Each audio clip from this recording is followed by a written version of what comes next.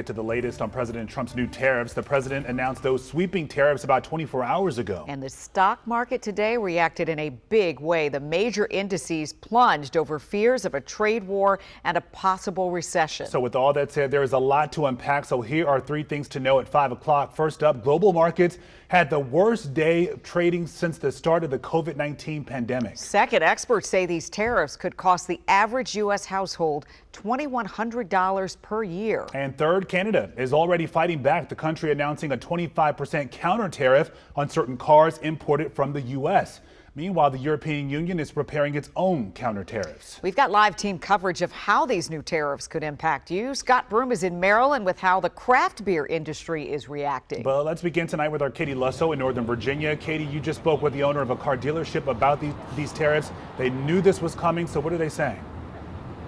Well, he is certainly bracing for impact tonight. He is a used car dealer, but he says he truly believes the impact of these tariffs is going to trickle down and cause a spike of not only new car prices, but also used cars.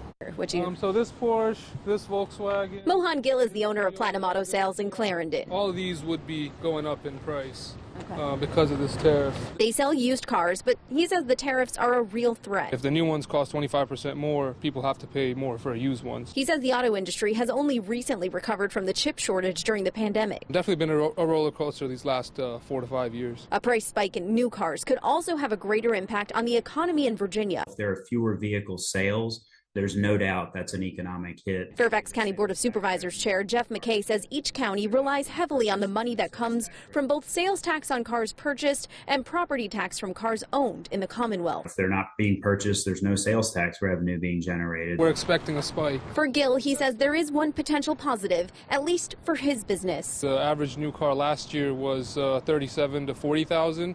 So if that goes up 10 grand, you know, a lot of shoppers will be priced out of that market. So when they're priced out of that market, they're going to have to look for a used car, and then, you know, the used car business might see a spike. But he's still worried about the impact long term. My concern are my customers, you know, not being able to afford the payments, not being able to come buy cars. If they have to pay more, 15 or 20% more today, it's going to be that much harder for them to trade back in 2 years and come buy another car from us. And that is the real fear here. Even if you're not impacted by these tariffs right away today, he says he is worried about those long-term impacts. In Clarendon, I'm Katie Lusso, WUSA 9. Not only costing more to buy the car, but also repairing it as well. Katie, thank you so much.